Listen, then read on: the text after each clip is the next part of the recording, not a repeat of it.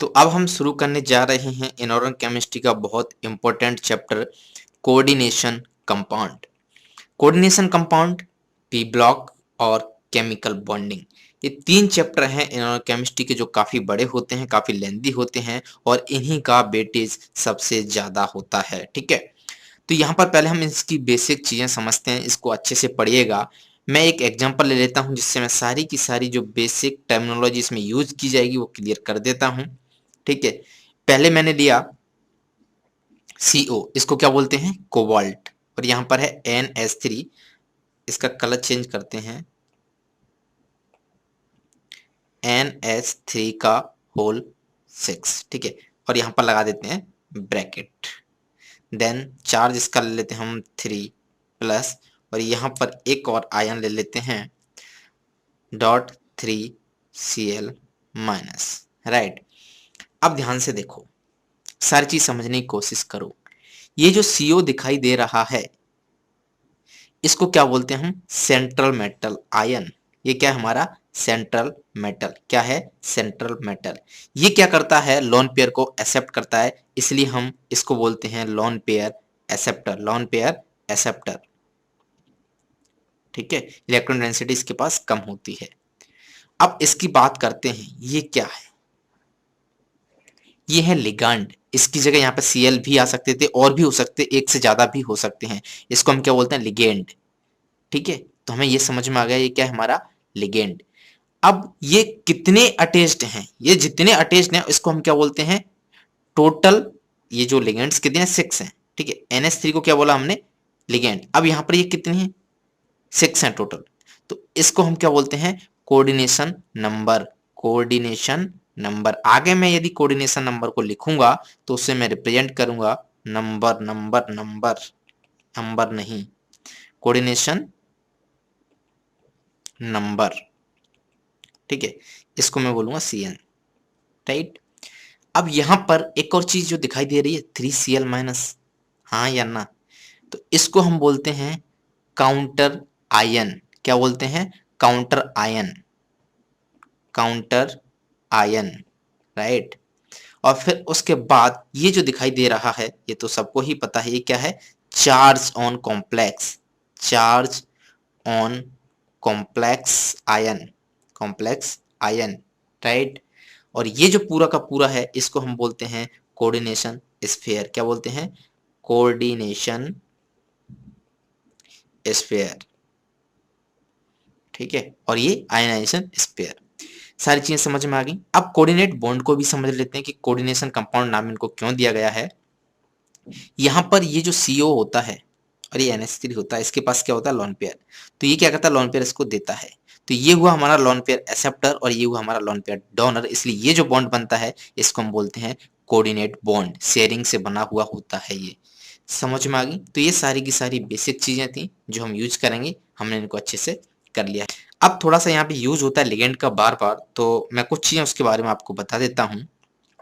ठीक है, तो ध्यान से देखो, जैसे कोई भी है CO है, यहाँ पे NH3 मैंने 3 ले लिए, 2 Cl2 ले लिए, 1 H2O ले लिया, राइट, और 3+। अब ध्यान से देखो ये क्या है, लिगेंड। ये क्या है, लिगेंड। ये क्या है, लिगेंड। तो टोटल कितने लिगेंड है इसमें, 6 लिगेंड है ना। कोऑर्डिनेशन नंबर इसका क्या हो जाएगा, 6। जितने number of ligands is equal to coordination number. समझ में आ गया। ठीक है, तो कितने भी हो सकते हैं, एक से ज्यादा हो सकते हैं। अब यहाँ पर बाइडेंटेड लिगेंड भी होते हैं, मोनोडेंटेड लिगेंड भी होते हैं, पॉलीडेंटेड लिगेंड भी होते हैं। उनका मतलब क्या है समझने की कोशिश कीजिएगा। जैसे मैं बात करूं मोनोडेंटेड, मोनोडेंटेड, ठीक है। तो ये जो मोनोडेंटेड लिगेंड है ये क्या करता है, एक ही कोऑर्डिनेट बॉन्ड बनाता है, एक साइड से ही देता है। जैसे मैं कुछ एग्जांपल लूं, इस मोनोडेंटेड लिगेंड को हम यूनिडेंटेड लिगेंड भी बोलते हैं। इसके एग्जांपल क्या हो जाएंगे हमारे, Cl-H2O। ठीक है, ये जो सारे के सारे हैं इसमें क्या है, मोनोडेंटेड लिगेंड है, यूनिडेंटेड लिगेंड है। इसके बाद हमारा आता है डाइडेंटेड लिगेंड, डाइडेंटेड लिगेंड। इसका मतलब क्या है कि ये दो एक साथ दो दे सकते हैं। जैसे मैंने लिया COO-, COO- और ये M, तो दो यहां पर दो जगह से दो ऐसे एटम हैं जो एक साथ M को लोन पेयर दे रहे हैं। ठीक है, तो दो कोऑर्डिनेट बॉन्ड बन रहे हैं, तो इसको हम क्या बोलेंगे, ये जो लिगैंड है इसको क्या बोलेंगे, डाइडेंटेड लिगैंड। इसी तरीके से ट्राइडेंटेड, पॉलीडेंटेड चले आते हैं। यहाँ पर एक और चीज है, एक इंपॉर्टेंट कंपाउंड जिसको भी हम देख लेते हैं, ईडीटीए, EDTA, राइट। इसका जो चार्ज होता है क्या होता है, 4- होता है। इसका जो फुल फॉर्म होता है वो क्या होता है, ethylene, ethylene diamine tetraacetate. हमें समझ में आ गया है कि जो ईडीटी है इसका नाम क्या होता है, इथाइलिन डायमाइन टेट्रा एसीटेट। समझने की कोशिश कीजिएगा कि किस तरीके से इसका स्ट्रक्चर होता है। यहाँ पे जो इथाइलिन आ रहा है वो आता है CH2 के लिए, ठीक है। उसके बाद क्या करा है, डाई अमाइन, तो यहाँ पे दो अमाइन आ जाती हैं, दो अमाइन ग्रुप आ जाता है, और हमको पता है अमाइन ग्रुप पर क्या होता है, लोन पेयर होते हैं, तो ये लोन पेयर आ गया। उसके बाद बात करेंगे टेट्रा एसिडेट, टेट्रा का मतलब चार, यानी कि यहाँ पर चार एसिडेट ग्रुप आते हैं, CH2COO माइनस, एक यहाँ पर अगेन CH2COO माइनस, यहाँ पर भी CH3OOC माइनस, ठीक है। इसी तरीके से यहाँ पर OOC, CH3CO माइनस, समझ आ गए। अब यहाँ पर मजेदार बात क्या है कि यहाँ से भी ये देता है, इसको भी देता है, ये भी देता है और ये भी देता है, क्या देता है, लोन पेयर देता है, और ये, तो इसलिए इसको हम क्या बोलते हैं, हेक्साडेंटेट, हेक्साडेंटेट, ठीक है। तो इसकी जो डेंटिसिटी है वो कितनी है, 6। ये चीज समझ में आ गई ईडीटीए के बारे में, ईडीटीए का स्ट्रक्चर, नाम और ये सारी चीजें हमें पता चल गया। अब एक इंपॉर्टेंट चीज, कुछ और लिगेंड के बारे में, क्या होता है, एम्बीडेंट डेंटेड लिगेंड, हेडिंग डालो, एम्बीडेंटेड लिगेंड। सिंपल है, एक लिगेंड है जिसके पास दो डोनर एटम होते हैं, बट एक टाइम वो एक से ही कोऑर्डिनेट बॉन्ड बनाता है, राइट।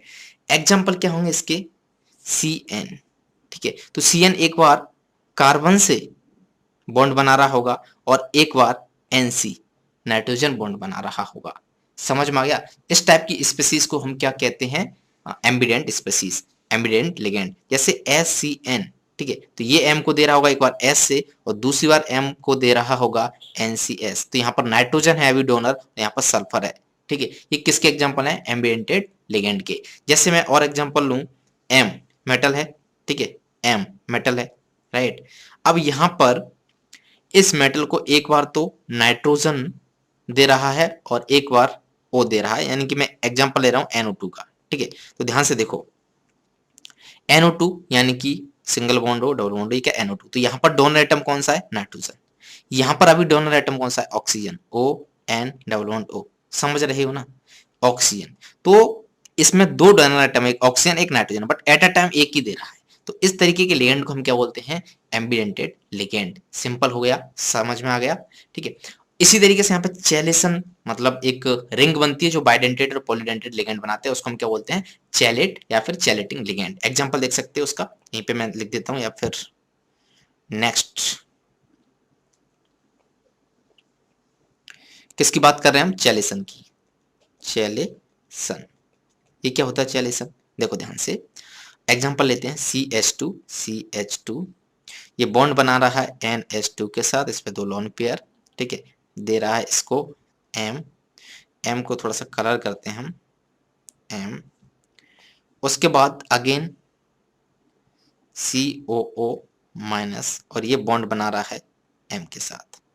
अब ध्यान से देखो, यहां पर है डोनर एटम, यहां पर है डोनर एटम, और ये क्या बन रही है, रिंग बन रही है। इसी टाइप की रिंग को हम क्या बोलते हैं, चैलेट बोलते हैं इसी को। और ये क्या हो गया हमारा, चैलेटिंग लिगेंड। और ये जो आपको दिखाई दे रहा है, ठीक है, इसको हम क्या बोलेंगे, चैलेटिंग लिगेंड, चैलेटिंग लिगेंड।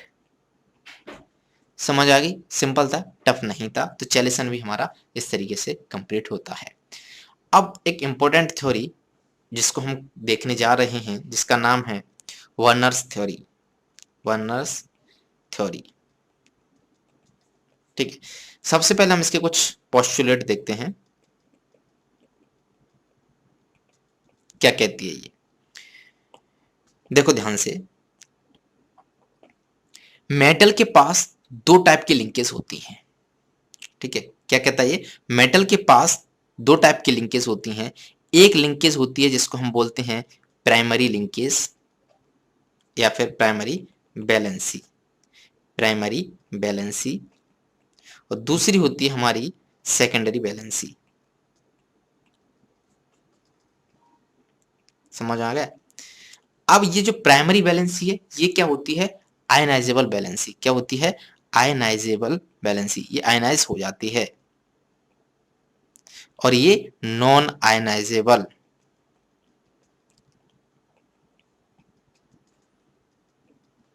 समझ आ गया। तो ये जो सेकेंडरी बैलेंसी है जनरली क्या होता है, कोऑर्डिनेशन नंबर के ही बराबर होती है सेकेंडरी बैलेंसी। जो कोऑर्डिनेशन नंबर होता है वही हमारी सेकेंडरी बैलेंसी होती है। अब एक इंपॉर्टेंट एग्जांपल इसके लिए हम देखेंगे जिससे हमारी सारी चीजें क्लियर हो जाएंगी। ठीक है, तो एग्जांपल लेते हैं।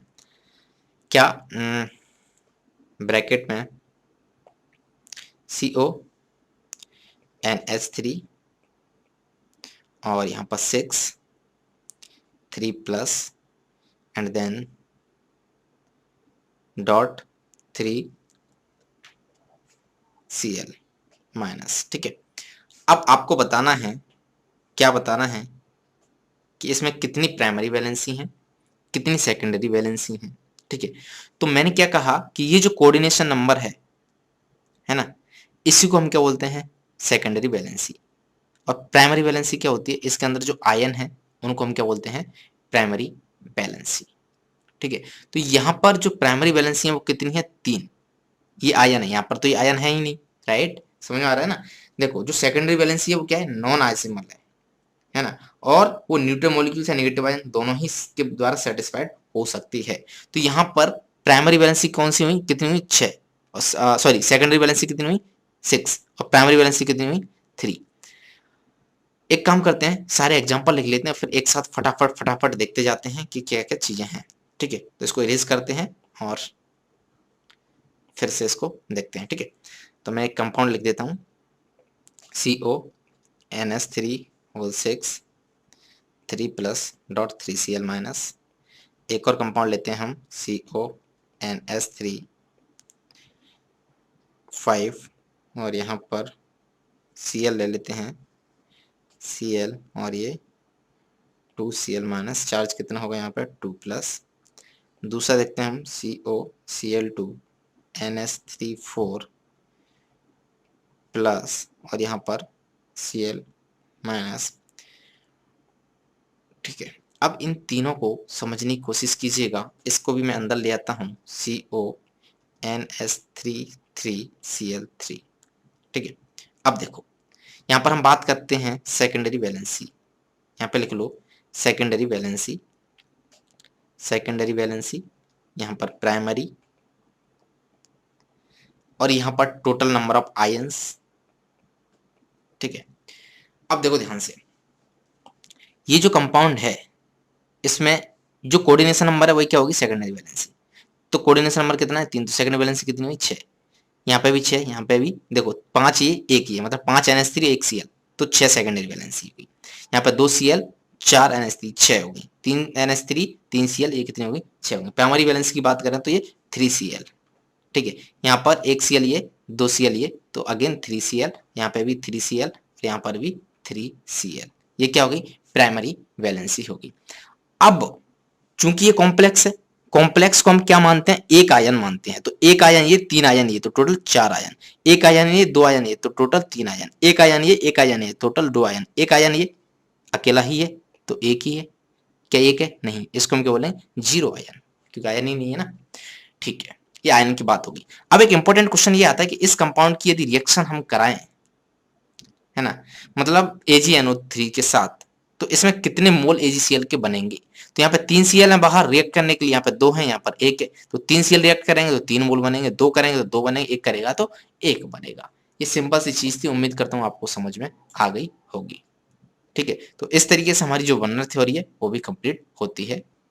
अब हम चलते हैं आइसोमरिज्म की तरफ। ठीक है, तो हेडिंग डालिएगा आइसोमरिज्म, आइसोमरिज्म। ठीक है, तो जो आइसोमरिज्म है वो दो तरीके के होते हैं यहाँ पर जो हम पढ़ने वाले हैं, एक स्ट्रक्चरल आइसोमरिज्म, दूसरा ऑप्टिकल स्टीरियो आइसोमरिज्म। कौन सा? Stereo isomerism. अब स्ट्रक्चरल में हम 5 पढ़ेंगे, इंपॉर्टेंट कितने? 4, ठीक है 4 पढ़ेंगे जो एनसीईआरटी में दिए हुए हैं। आयोनाइजेशन आइसोमरिज्म, दूसरा जिसको हम बोलते हैं सॉल्वेट या फिर हाइड्रेट, है ना, आइसोमरिज्म। तीसरा पढ़ेंगे हम लिंकेज आइसोमरिज्म, चौथा पढ़ेंगे हम कोऑर्डिनेशन आइसोमरिज्म, ठीक है। और स्टूडियो में भी हम 2 देखेंगे, एक तो जियोमेट्रिकल आइसोमरिज्म, दूसरा ऑप्टिकल आइसोमरिज्म। समझ, जीआई और ओआई। तो सबसे पहले हम स्ट्रक्चरल की बात करते हैं, तो पहला हम देखते हैं आयोनाइजेशन आइसोमरिज्म, राइट। कौन सा देखते हैं? आयोनाइजेशन। तो आयोनाइजेशन को समझने की कोशिश कीजिएगा कि कैसा होता है ये आइसोमरिज्म, ठीक है। हेडिंग डालो, आयोनाइजेशन आइसोमरिज्म। यहां पर क्या होता है, जो आयन है काउंटर आयन वो एक्सचेंज हो जाता है अंदर जो कॉम्प्लेक्स के अंदर आयन है उससे, ठीक है। जैसे CO NH3 और NH3, देन यहाँ पे मैं 5 ले लेता हूँ SO4 Br, ठीक है। और इसका दूसरा आइसोमर क्या बनेगा? CO NH3 5, SO4 की जगह यहाँ पे आ जाता है Br और इधर आ जाता है SO4, ठीक है। तो बेसिकली हुआ क्या, ध्यान से देखो, यदि आप देख पा रहे हो तो ये काउंटर आयन था, ये इधर गया, इसको डिस्प्लेस कर दिया और SO4 को इसने क्या बना दिया? Counter ion. तो आपस में ये इंटरचेंज हो गए, जो कॉम्प्लेक्स के अंदर था वो बाहर चला गया, जो कॉम्प्लेक्स के बाहर था वो अंदर आ गया। तो इस टाइप के आइसोमर्स को हम क्या बोलते हैं? Ionisation isomerism. क्या टफ था ये? बिल्कुल भी टफ नहीं था, सिंपल था।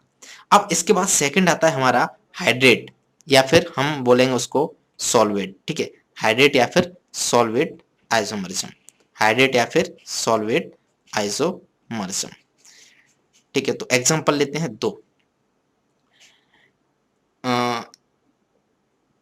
Cr जो एनसीईआरटी में दिया हुआ है, H2O6, ये कॉम्प्लेक्स बंद Cl3, और इसका जो दूसरा आइसोमर्स होगा वो Cr H2O5, एक Cl, देन Cl2.H2O।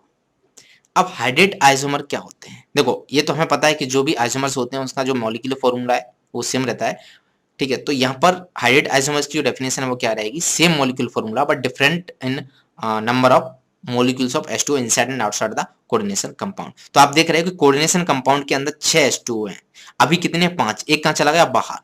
तो जब H2O मॉलिक्यूल्स का अंतर आ रहा है तो इस टाइप के जो आइसोमर्स होंगे इसको हम बोलेंगे सॉल्वेट आइसोमर्स या फिर हाइड्रेट आइसोमर्स। यानी कि यहाँ पर 5 H2O के मॉलिक्यूल थे, सॉरी 6 H2O के मॉलिक्यूल थे, तो एक बाहर चला गया यहाँ पर। अब यहाँ पर कितने बने? 5 बचे, है ना।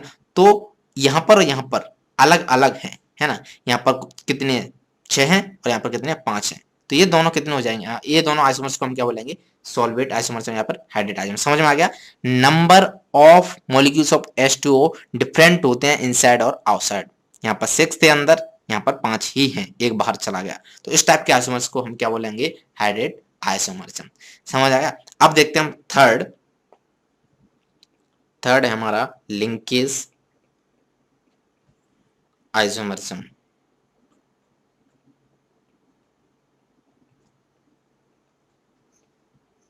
ठीक है। लिंकेज आइसोमरिज्म क्या होता है?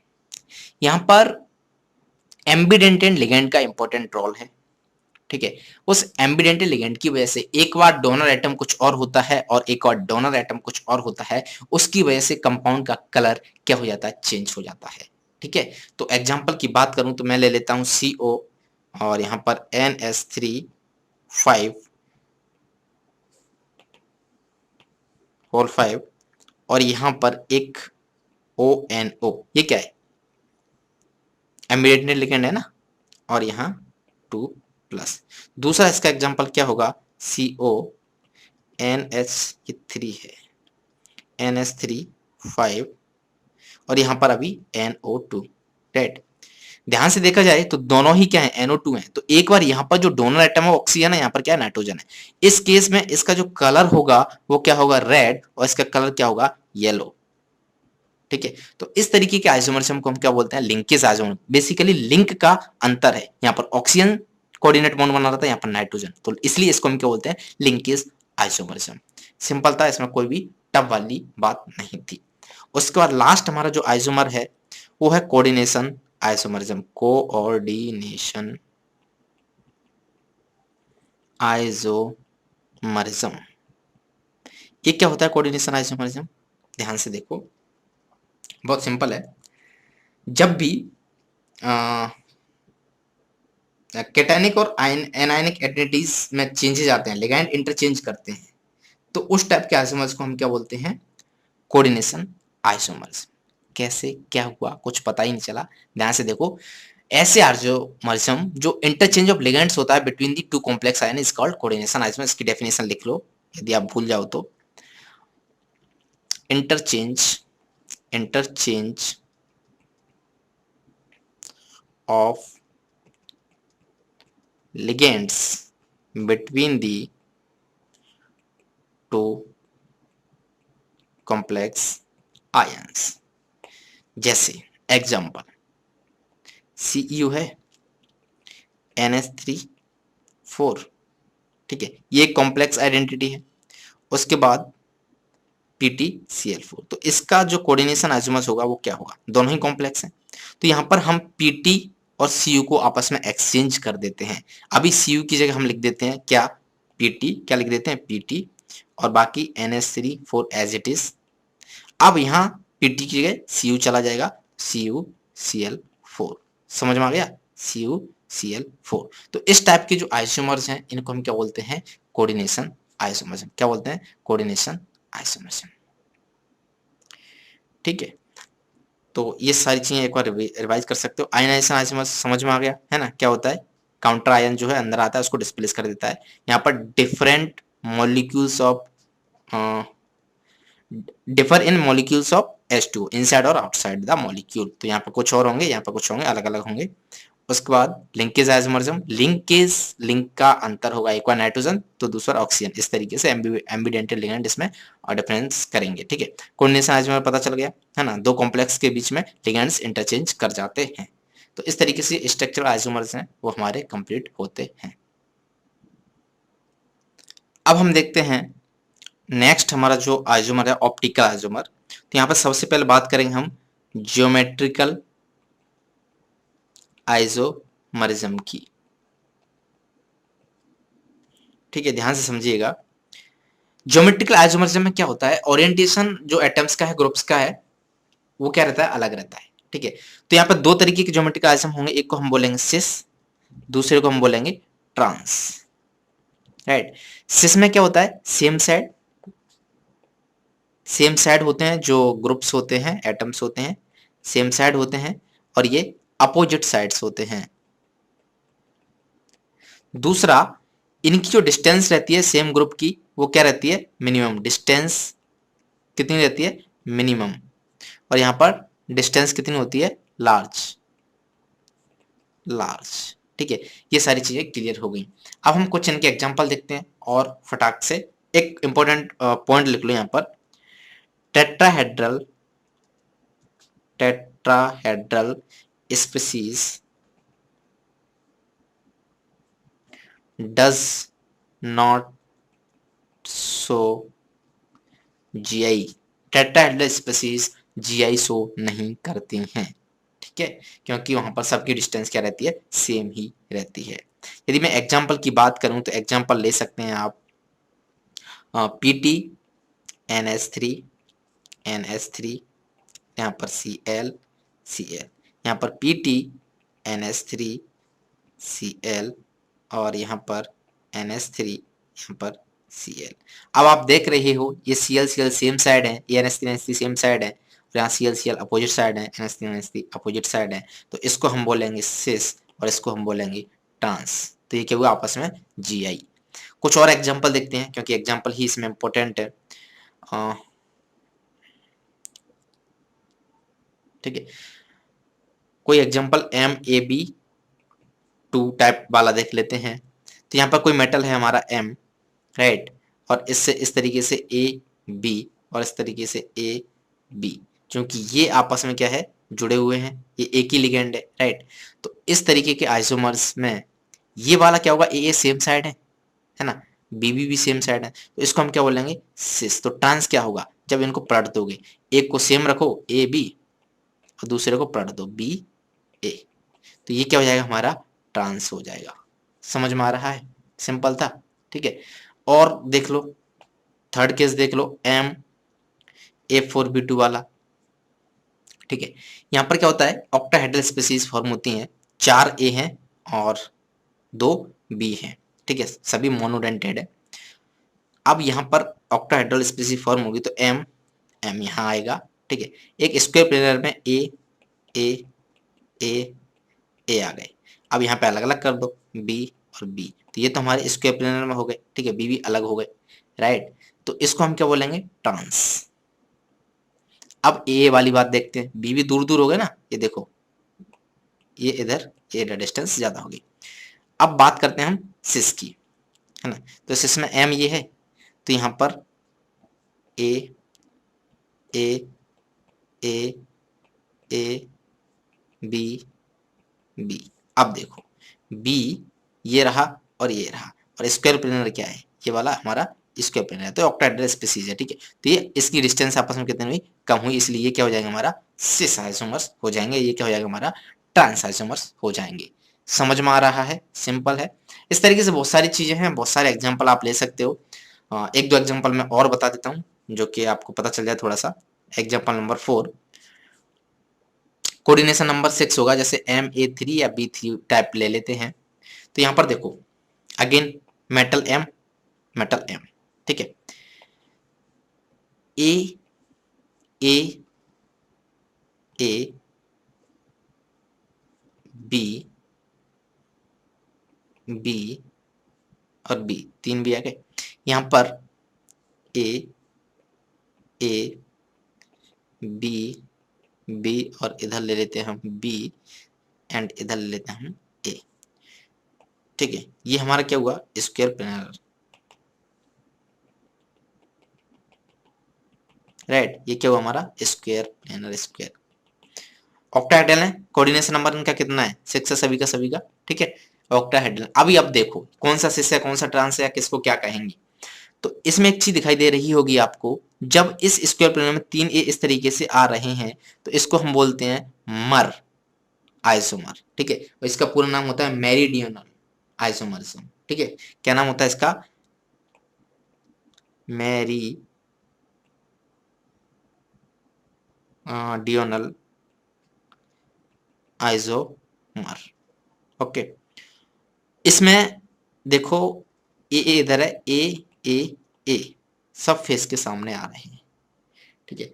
इसको हम क्या बोलते हैं, फेक, मर और फेक, यानी कि इसका जो नाम है वो क्या होगा, फेशियल आइसोमर। समझ आया। तो ये एक और डिफरेंट टाइप था इसी का। कुछ और एग्जांपल देखते हैं कोऑर्डिनेशन नंबर 6 में ही।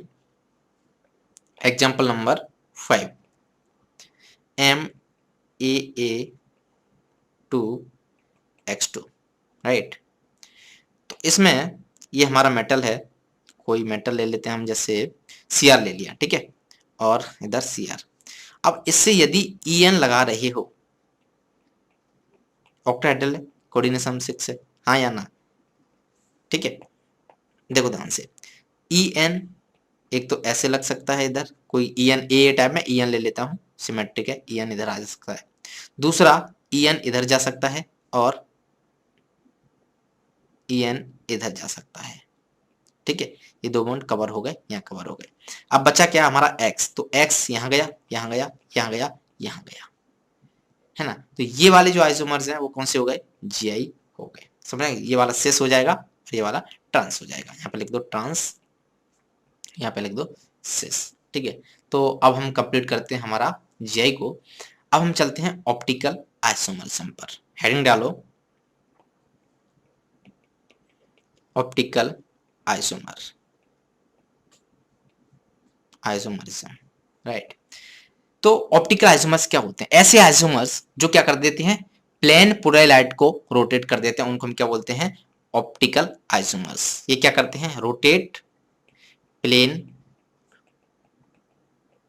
पोलराइज्ड लाइट, इनको हम क्या बोलते हैं? Optical isomers. ठीक है, तो जो ऑप्टिकल आइसोमर्स होते हैं वो क्या होते हैं? मिरर इमेज होते हैं और नॉन सुपर इम्पोजिबल होते हैं, इनको हम क्या बोलते हैं? Enantiomers. Optical isomers that are mirror image and are non super impose are called enantiomers. तो आपको इनांसोमर्स की डेफिनेशन पता होना चाहिए। इनांसोमर्स, इनांसोमर्स क्या होते हैं? एक तो ये होते हैं mirror image, mirror image and non super imposable. ये आपने पढ़ा होगा स्टीरियो वाले चैप्टर में।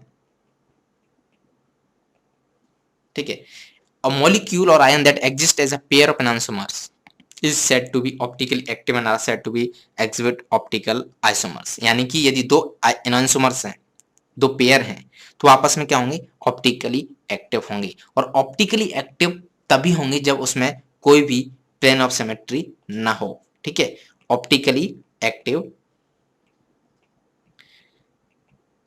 No plane of symmetry, no plane of symmetry. यदि कोई भी प्लेन ऑफ सिमेट्री हुई तब वो क्या हो जाएगा? Optically inactive. हम बात कर रहे हैं यहाँ पर ऑप्टिकली एक्टिव की।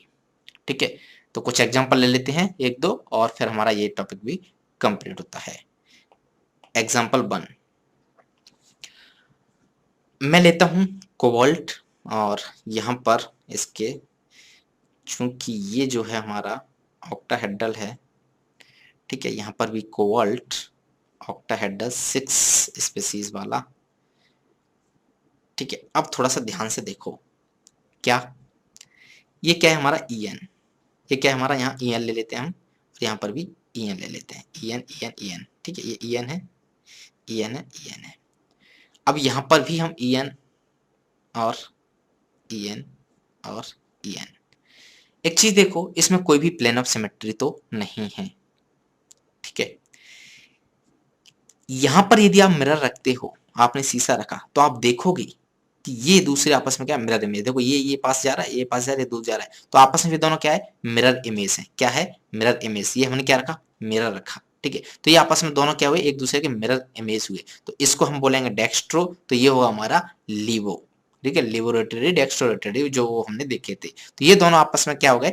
इनांशोमर्स हो गए, ऑप्टिकली आइसोमर्स हो गए। समझ आ गए? तो इस तरीके से और भी इनके एग्जांपल्स हो सकते हैं। आई थिंक इतना काफी है, अदरवाइज एग्जांपल ही करते रहेंगे, चैप्टर काफी लेंदी हो जाएगा। तो यहाँ पे हमारी 3 चीजें कंप्लीट होती हैं। बेसिक चीजें देख ली हमने, वर्नर्स थ्योरी देख लिया हमने, आइसोमर्स देख लिया, कोऑर्डिनेशन कंपाउंड, और 2 टॉपिक और हम पढ़ेंगे जो कि पढ़ना काफी जरूरी है। एक तो VBT बैलेंस बॉन्ड थ्योरी, और दूसरा होगा हमारा CFT क्रिस्टल फील्ड थ्योरी। तो अब हम शुरू कर रहे हैं next topic, valence bond theory. Short form में इसको हम बुलाते हैं VBT। ठीक है, सिंपल सी थ्योरी है और इंपॉर्टेंट है, क्वेश्चन कभी कभी इससे पूछ लिया जाता है। तो ध्यान से देखिएगा, हमने क्या देखा था? हमने देखा था कि जो हमारा मेटल है, इसके पास ये क्या करता है? लोन पेयर एक्सेप्ट करता है, और ये लिगेंड है, इसके पास क्या होता है? लोन पेयर होता है। ये लोन पेयर डोनर है, ये लोन पेयर एक्सेप्टर है, तो ये लोन पेयर इसको देता है ना। तो इसके पास क्या होते हैं? ऑर्बिटल्स होते हैं वैकेंट, ये ले लेता है लोन पेयर। तो ये लोन पेयर एक्सेप्टर हुआ और ये लोन पेयर डोनेट हुआ। तो ये जो बॉन्ड आता है इसको हम बोलते हैं कोऑर्डिनेट बॉन्ड। क्या बोलते हैं इसको? Coordinate bond. समझ में आया?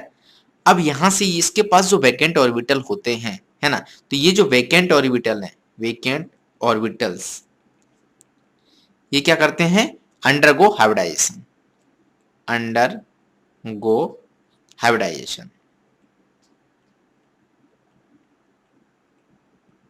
राइट, और एक शेप देते हैं complex and gives desired, and gives desired shape to दी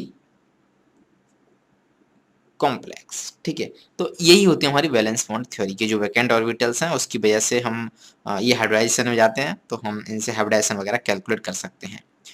तो एक तरीके की चीज हमने ये देखा होगा कि कौन कौन से हाइब्रिडाइजेशन यहाँ पर पॉसिबल हो सकते हैं। तो ये सारी चीजें पता चलेगा कोऑर्डिनेशन नंबर से। तो देखो, जो है 1 2 वो तो सब पता है आपको, लीनियर वगैरह होगा। तो हम स्टार्ट करते हैं यहाँ से। कोऑर्डिनेशन नंबर यदि हमारा 4 हुआ तब क्या पॉसिबिलिटी होगी? तब दो तरीके के हाइब्रिडाइजेशन हमको देखने के लिए मिलेंगे। एक हमारा sp3 होगा और दूसरा हमारा dsp2 होगा।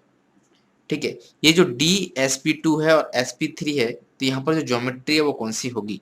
राइट, इसको हम बोलेंगे टेट्राहेड्रल, ये हम जानते हैं पहले से, टेट्राहेड्रल। ठीक है, और ये होगी हमारी स्क्वायर प्लेनर। समझ में आया? इसी तरीके से यदि हमारा कोऑर्डिनेशन नंबर 6 हुआ तब कौन कौन सी पॉसिबल ज्योमेट्री होंगी वो हमें पता होना चाहिए। ठीक है, तो यहाँ पर एक तो sp3d2 है ना, 1 2 3 4 5 6, और दूसरा d2sp3 1 2 3 4 5 6। राइट, दोनों ही केस में जो ज्योमेट्री होगी वो कौन सी होगी? हमारी ऑक्टाहेड्रल। ऑक्टाहेड्रल, ये दोनों ही केस इंपॉर्टेंट हैं, कोऑर्डिनेशन नंबर 4 और कोऑर्डिनेशन नंबर 6। इन्हीं की चीजें हमें देखने के लिए मिलेंगी। बाकी तो बहुत सारे होते हैं, कोऑर्डिनेशन नंबर 5 होता है ना, इसमें कौन सी ज्योमेट्री होती है ये भी हमको पता होना चाहिए, sp3d। ठीक है, और इसका जो ये सॉरी हाइब्रिडाइजेशन है, तो इसका जो शेप है वो क्या होता है? Trigonal bipyramidal. क्या होता है? Trigonal bipyramidal. ठीक है, लीनियर भी होता है, एसपी है, एसपी हुआ तो उसका हाइब्रिडाइजेशन क्या होगा? लीनियर। तो और भी देख सकते हो, कोऑर्डिनेशन नंबर यदि 2 हुआ तो वो क्या होगा? CN यदि 2 हुआ तो वो क्या होगा? एसपी हाइब्रिडाइजेशन होगा, है ना, लीनियर ज्योमेट्री होगी। तो ये सारी चीजें पता है, उम्मीद करता हूँ आगे ये काम आएंगी अभी इसी चैप्टर में। तो ये सब आपको पता होना चाहिए, बेसिक सी चीजें। अब फटाफट हम थोड़ा सा आगे बढ़ते हैं। ठीक है, कुछ चीजें देखो, n-1 d ऑर्बिटल्स यदि यूज होते हैं, इन्वॉल्व होते हैं किसमें? हाइब्रिडाइजेशन में, इन्वॉल्व इन हाइब्रिडाइजेशन,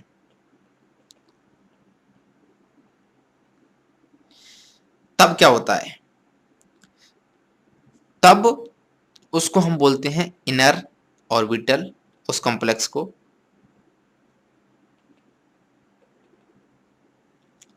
या फिर लो स्पिन, या फिर स्पिन पेयर्ड कॉम्प्लेक्स। ठीक है, मैंने क्या कहा? जब n-1 d ऑर्बिटल इन्वॉल्व होते हैं हाइब्रिडाइजेशन में तब वो इनर ऑर्बिटल कॉम्प्लेक्स होगा, या फिर लो स्पिन कॉम्प्लेक्स होगा, या फिर स्ट्रॉन्ग फील्ड लिगेंड होगा। ठीक है, ये सी समझ में आ गई। यदि एन डी, ये समझेंगे क्या होता है? ऑर्बिटल, ऑर्बिटल इन्वॉल्व्ड होता है हाइब्रिडाइजेशन में, इन्वॉल्व इन हाइब्रिडाइजेशन, तब क्या होता है? तब आउटर ऑर्बिटल कॉम्प्लेक्स होता है, वो आउटर ऑर्बिटल कॉम्प्लेक्स होता है। ठीक है, हाई स्पिन होता है, हाई स्पिन, और लो वीक फील्ड लिगेंड। ठीक है, वीक फील्ड लिगेंड कॉम्प्लेक्स होता है। तो यहाँ पे बेसिकली क्या होता है? अनपेयर्ड इलेक्ट्रॉन्स होते हैं, अनपेयर्ड इलेक्ट्रॉन्स पाए जाते हैं मोस्टली, मोस्टली। ठीक है, और यहाँ पर पेयर्ड इलेक्ट्रॉन, पेयरिंग हो जाती है जिसकी वजह से लो स्पिन होता है, और यहाँ पर अनपेयर हो जाती है जिसकी वजह से हाई स्पिन होता है। अब इनके कुछ एग्जांपल्स देखते हैं। मैं पहला एग्जांपल लेता हूँ, CO, दोनों एक साथ ले लेता हूँ, CONH3 होल 6 और ये 3+, और यहाँ पर सेकंड एग्जांपल लेता हूँ CO, जो एनसीईआरटी में दिए हुए हैं, F6 3-, राइट। अब इसका जो ऑक्सीडेशन नंबर है CO का, ये किस में है? +3 में है। ये किस में है? +3 में। यदि आपको निकालना नहीं आता तो निकाल सकते हो, इसको x मान लो। ठीक है, और इसका कितना है? 0, तो कितना हो जाएगा? +3 सिंपली। इसको x मान लो, है ना, और -1 × 6 -6 = -3, तो 6 जाएगा उधर, 6 - 3 यानी कि +3, तो x का कितना आ जाएगा? +3 आ जाएगा। तो इस तरीके से हम ऑक्सीडेशन नंबर कैलकुलेट कर सकते हैं। अब एक बात देखो, जो कॉपर है, सॉरी कोबाल्ट है, उसका हाइब्रिडाइजेशन निकालना है हमें, और हमें ये पता है कि इसका जो इलेक्ट्रॉनिक कन्फिग्रेशन है वो क्या होता है। ठीक है, तो CO का इलेक्ट्रॉनिक कन्फिग्रेशन पता है, तो CO+3 इसका जो एटॉमिक नंबर है वो कितना हुआ 27, राइट। और इसका कितना है, इसमें से 3 इलेक्ट्रॉन गायब होंगे 26, तो यहाँ से जो इलेक्ट्रॉन कन्फिग्रेशन निकल के आएगा वो कितना आएगा D6। इसका भी कितना निकल के आएगा D6, ये आप निकाल सकते हो। ठीक है, अब D6 यानी कि ध्यान से देखो, यानी कि D ऑर्बिटल में 1 2 3 4 5, 1 2 3 4 5 इलेक्ट्रॉन्स, राइट, और एक इधर, समझ में आ जाए। D6 में इस तरीके से यहाँ पर बढ़ चुके हैं। बाकी इसके आगे की जो NS है या फिर बात करें P ऑर्बिटल है खाली है। इसकी बात करूं तो यहाँ पर थोड़ा इस तरीके से लाइन खींच ली। इसकी बात करूं तो 1 2 3 4 5 और 1 1 2 3, ठीक है, फिर आगे 5 D ऑर्बिटल्स। इसमें क्या होगा D6 है। ठीक है, ये वीक फील्ड लिगेंड है, स्ट्रॉन्ग फील्ड लिगेंड है, हमें नहीं पता है, BBT से हमें नहीं पता चलता है, बाकी याद कर लोगे तो आपको ये पता चल रहा होगा। तो D6 1 2 3 4 5 6 इस तरीके से भरे हुए होते हैं। अब यहाँ पर ये S है, NS NP, और ये क्या है 3D, राइट। ये ND यानी कि 3D, और ये 4S, और ये 4P, और ये 4D। ठीक है, ये 4 है, यहाँ पे 4 कर लेना, 4 4। ठीक है, अब देखो ये N-1D है ना, क्योंकि N की वैल्यू यहाँ पे कितनी है 4, यहाँ पे कितनी है 4। ठीक है, N की वैल्यू कौन से पीरियड में, 4th में आता है ना, तो ये N-1D है, और ये भी N-1D है। अब ये देखना है कि हाइब्रिडाइजेशन में कौन सा ऑर्बिटल इन्वॉल्व है, राइट। तो देखो ध्यान से, यहाँ पर क्या हो जाती है, पेयरिंग हो जाती है, तो यहाँ पर ये इस तरीके से शिफ्ट हो जाते हैं 5 1 2 1 2 1 2, तो ये जगह खाली हो जाती है यहाँ पर, राइट। तो ये सारे के सारे इन्वॉल्व होते हैं हाइब्रिडाइजेशन में, इसलिए D2 ये, और ये S, और ये P3, इसका जो हाइब्रिडेशन आता है D2sp3 आ जाता है। कोऑर्डिनेशन नंबर क्या है इसका 6 है ना, कोऑर्डिनेशन नंबर 6, इसका भी 6 है, दिखाई दे रहा है, 6 NH3 यहाँ पे 6 6 है, तो कोऑर्डिनेशन नंबर 6, कोऑर्डिनेशन नंबर 6, तो D2sp3 आ गया। अब चूंकि अंदर वाले D हमने यूज किए हैं N-1D वाले, तो इसलिए क्या होगा इनर, ठीक है, इनर कॉम्प्लेक्स, और ये लो स्पिन होगा। चूंकि यहाँ पर मैग्नेटिक प्रॉपर्टीज हम अलग से नहीं पढ़ेंगे, यहाँ पे देख सकते हैं डायमैग्नेटिक है, अनपेड इलेक्ट्रॉन इसमें है नहीं, सारे के सारे पेयर्ड है, तो ये क्या है डायमैग्नेटिक। इसकी बात करते हैं, तो यहाँ पर ये कहाँ पर है, इसमें मैंने गलती कर दी है, ये जो एक इलेक्ट्रॉन है वो वहां नहीं, यही होगा। तो यहाँ पर क्या होगा, यहाँ पर जो हाइब्रिडाइजेशन होगा उसमें इन्वॉल्व होंगे ये वाले ऑर्बिटल्स हाइब्रिडाइजेशन में, और बैकेंड यही है ना, एक S क्या, ये कौन सा है 4S, बाकी 3P के 4P, और ये 1 2 3 4 5 4D। तो यहाँ पर इसके पेयर्ड इलेक्ट्रॉन आएंगे F के 6 है ना, यहाँ तक देख रहे हो। तो ये वाले जो हैं ये किस में भाग ले रहे हैं, हाइब्रिडाइजेशन। तो इसलिए यहाँ का जो हाइब्रिडाइजेशन होगा वो क्या होगा, S 3P के sp3, और D 2 होंगे, सॉरी यहाँ पे sp3d2, क्योंकि 1 2 3 4 5 6 ही है ना फ्लोरीन, तो कोऑर्डिनेशन नंबर 6 है, तो 1 2 3 4 5 6, तो इसका हाइब्रिडाइजेशन क्या होगा sp3d2। तो समझ में आ गई होगी BBT। ये कोऑर्डिनेशन नंबर 6 का एग्जांपल लिया है हमने, कोऑर्डिनेशन नंबर 4 का भी देख लेते हैं। तो पहला हम देखते हैं कोऑर्डिनेशन नंबर 4 के कुछ एग्जांपल्स, राइट। तो एक एग्जांपल इसमें जो मैं ले लेता हूं वो है NiCl4 2-, और दूसरा मैं ले लेता हूं NiCN तो 4 2-। अब देखो इसका ऑक्सीडेशन स्टेट क्या है +2, कैसे निकाला, यदि इसको x मानोगे x, तो ये कितना है -4, आगे इस पे चार्ज कितना है -2, राइट। तो -4 उधर जाएगा तो x 4 -2 यानी कि +2 आ जाएगा इसका ऑक्सीडेशन स्टेट। सेम तरीके से यहाँ पे आएगा, तो ये किसमें +2 में।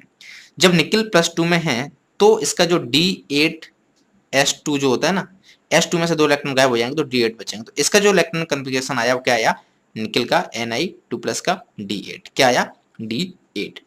अब इस D8 को थोड़ा सा अरेंज करते हैं और देखते हैं क्या कैसी पॉसिबिलिटी यहाँ पे आ रही है, ठीक है। तो देखो 1 2 3 4 5 1 1 2 3, इसी तरीके से यहाँ पे 1 2 3 4 5 1 1 2 3। ठीक है, ये क्या है हमारा 3D, क्या है हमारा 3D, ये क्या है 4s 4p, ये क्या है हमारा 3D 4s 4p। राइट, इसमें इलेक्ट्रॉन भर सकते हो, है ना, तो इसमें इलेक्ट्रॉन कितने 8 है, तो 1 2 3 4 5 6 7 8, इसमें कितने 8 1 2 3 4 5 6 7 और 8। ठीक है, भर दिए हमने, सारी चीजें कंप्लीट कर दी। अब ध्यान से देखो, इसके दो हाइब्रिडेशन पॉसिबल हो सकते हैं, एक तो sp3 हो सकता है या फिर dsp2 हो सकता है, हमको ये दोनों ही पहचानने हैं। तो चूंकि Cl वीक फील्ड है और Cn स्ट्रॉन्ग फील्ड लिगेंड है, तो अब आगे देखते हैं क्या होता है। 1 2 3 4 5 1 1 2 3, ये ऐसे के ऐसे ही रहेंगे, है ना, कहीं पर भी इसमें पेयरिंग वगैरह नहीं होगी। तो इस वजह से जो ऑर्बिटल हाइब्रिडाइजेशन में पार्टिसिपेट करेंगे वो ये वाले होंगे, है ना। तो यहाँ पर 4 Cl है, तो 4 Cl से यहाँ पे जब बॉन्डिंग होगी तो इस तरीके से होगी, यानी कि 1 S और 3 P, तो sp3 इसका हाइब्रिडाइजेशन हो जाएगा। राइट, और इसमें ये वाले यूज नहीं हो रहे हैं इनर डी ऑर्बिटल्स, इसलिए इसको हम क्या बोलेंगे आउटर डी ऑर्बिटल्स। ठीक है, चूंकि डी ऑर्बिटल्स तो हमने यूज किए नहीं है, S और P किए हुए, तो इसलिए इसको यहाँ पे इरेज कर दीजिएगा, कोई मतलब नहीं है। इसकी बात करते हैं, तो यहाँ पर क्या होता है 1 2 3 4 5 1 1 2 3, ध्यान से देखो यहाँ पे 1 2 है ना, 1 2, एक ऑर्बिटल में 2 ही आते हैं, ये दोनों इधर ही आ जाते हैं, पेयर हो जाता है और एक ऑर्बिटल यहाँ पर खाली हो जाता है, तो ये जाता है अगेन हाइब्रिडाइजेशन में। तो यहाँ से एक ये डी वाला गया, एक ये एस वाला गया और ये 2 पी वाले, तो इसका जो हाइब्रिडाइजेशन है वो क्या होता है DsP2, इसलिए इसकी जो ज्योमेट्री है वो क्या होगी स्क्वायर प्लेनर, क्या होगी स्क्वायर प्लेनर। तो यहाँ पे लिख लो स्क्वायर प्लेनर, और इसकी क्या होगी टेट्राहेड्रल। समझ में आ गया। तो इस तरीके से बीवीटी का कॉन्सेप्ट हमारा कंप्लीट होता है। एक छोटा सा टॉपिक है जो मैग्नेटिक प्रॉपर्टीज का है, उसको भी देख लो। मैग्नेटिक प्रॉपर्टीज, मैग्नेटिक प्रॉपर्टीज, यहाँ पे एक फॉर्मूला है इंपॉर्टेंट मैग्नेटिक मोमेंट का, वो आपको पता होना चाहिए, n+2, और यहाँ पर जो n होता है वो क्या होता है unpaired electron, number of unpaired electron, unpaired electrons. ठीक है, तो निकाल सकते हैं, एक है तो रख दो एक, 2 है तो रख दो 2, जैसे n की वैल्यू 1 है यानी कि एक अनपेयर्ड इलेक्ट्रॉन है, तो क्या होगा ये 1+2, आंसर कितना आ जाएगा √1.3 यानी कि √3, तो ये 1.7 के कुछ अप्रॉक्स आ जाएगा। ठीक है, bm, ये क्या निकल गया मैग्नेटिक मूवमेंट के लिए। मैग्नेटिक प्रॉपर्टी मैं बता चुका हूं, सारे के सारे पेयर्ड हैं। ठीक है, तो ये क्या होगा डायमैग्नेटिक और ये क्या होगा पैरामैग्नेटिक। राइट, और इस तरीके से यदि इसमें 2 अनपेयर्ड इलेक्ट्रॉन है तो इसका मैग्नेटिक मूवमेंट आप कैलकुलेट कर सकते हैं। तो इस तरीके से हमारी वीवीटी भी कंप्लीट होती है। इसके बाद हम लास्ट टॉपिक स्टार्ट करते हैं, क्रिस्टल फील्ड थ्योरी। अगेन ये भी बहुत इंपॉर्टेंट है, क्रिस्टल फील्ड थ्योरी। ठीक है, ध्यान से समझने की कोशिश करते हैं। ठीक है, सिंपल वे में समझते हैं। हम यहाँ पहले बात करते हैं कोऑर्डिनेशन नंबर 6 की। राइट, कोऑर्डिनेशन नंबर 6 में ये 5 ऑर्बिटल्स हैं 1 2 3 4 5। ठीक है, डीजेनेट है ना, फ्री मेटल आयन है। ठीक है, इसमें सारे हैं वो dx x है -y² dz² dxy dz(x) और dyz, वो तीनों के तीनों। अब ये जो है ना जो एवरेज एनर्जी है डी ऑर्बिटल्स की स्फेरिकल क्रिस्टल फील्ड में वो क्या होती है, कुछ यहाँ पर पहुंच जाती है 1 2 3 4 5। अच्छा, क्रिस्टल फील्ड थ्योरी में जो लिगेंड के ऊपर लोन पेयर है इसको हम क्या मानते हैं पॉइंट चार्ज। ठीक है, तो इलेक्ट्रोस्टैटिक फोर्स इसमें काम कर रहा होता है, बेसिकली m और l प्लस माइनस आयनिक की तरह काम कर रहे होते हैं। अब यहां से इस बैरियर को, बैरियर सेंटर, ये क्या है हमारा बैरियर सेंटर बोले तो BC। ठीक है, BC नहीं, BC नहीं, BC को पता नहीं क्या क्या समझोगे तुम, यहाँ पे लिख लो बैरियर सेंटर, कुछ और मत समझना। ठीक है,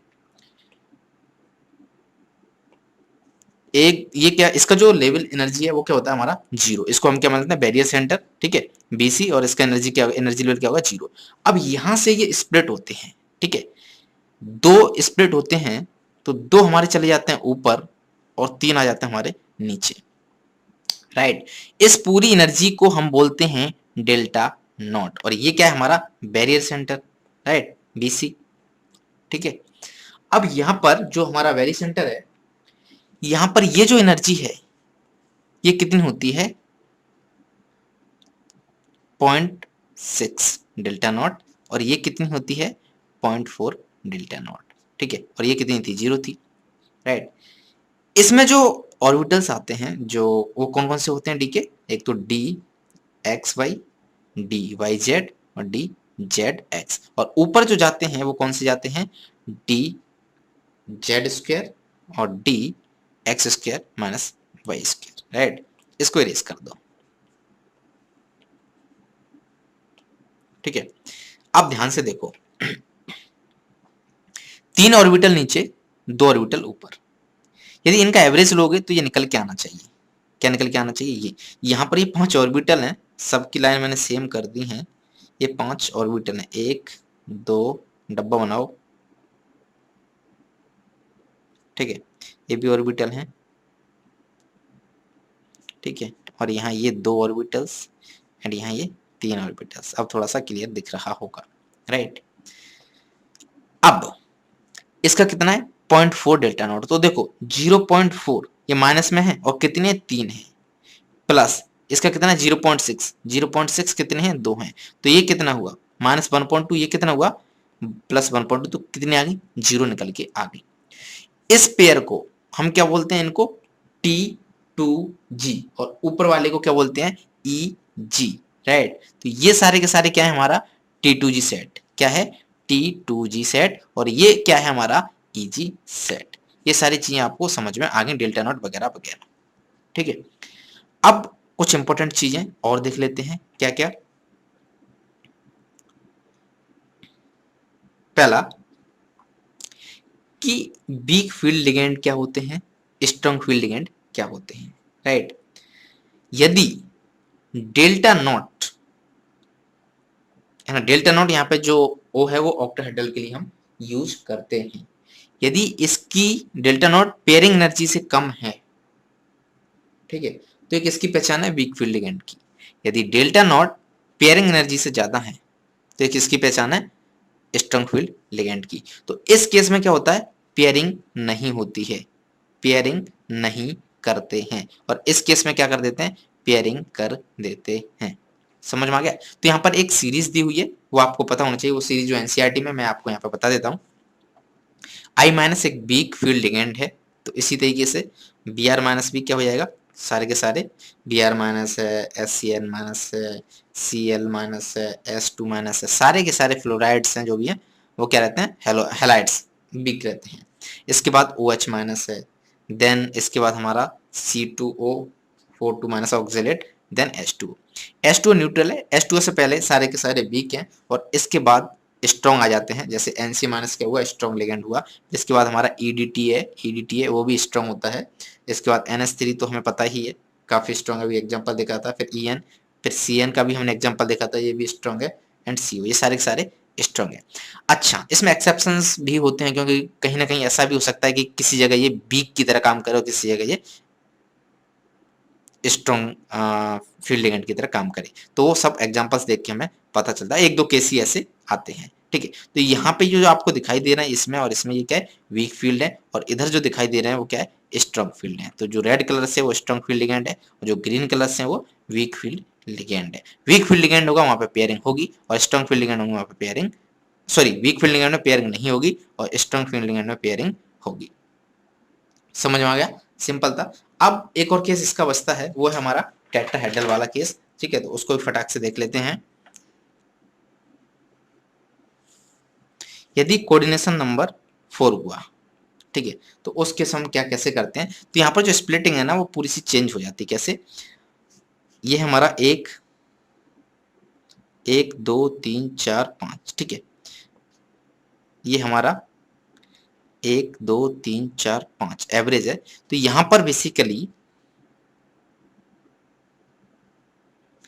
क्या होता है, जो कोऑर्डिनेशन नंबर 6 में था उसका यहाँ उल्टा हो जाता है, राइट, पलट जाते हैं। तो इसको हम बोलते हैं T2G सेट, और इसको हम बोलते हैं EG सेट। यहाँ पर जो गए थे वो कौन कौन से थे, DXY, DYZ, DZX और यहाँ पर जो जाएंगे वो कौन से होंगे, डी जेड स्क्वायर और d x square minus y square, right. इसको अगेन हम जो रिप्रेजेंट करते हैं इस पूरी एनर्जी को किससे रिप्रेजेंट करते हैं, delta T, T for tetrahedral, और वहां पर टी फॉर नॉट यूज कर रहे थे वो किसके लिए था, ऑक्टाहेड्रल के लिए, राइट। तो अब यहाँ पर ये जो वेरी सेंटर है इसके ऊपर ये जो है ये कितना होता है 0.4 डेल्टा टी, और ये कितना होता है 0.6 डेल्टा टी। तो अगेन ये माइनस में है, यहाँ पे 2 है तो -1.2 और ये +1.2, तो कैंसिल करोगे तो 0 आ जाएगा। इस तरीके से हम इनकी भी कैलकुलेट कर सकते हैं, ठीक है। तो एनसीईआरटी में आपको देखने के लिए मिलेगा, इसको रिप्रेजेंट करते हैं किससे हम 2/5 डेल्टा टी और ये 3/5 डेल्टा टी, तो उससे कंफ्यूज आप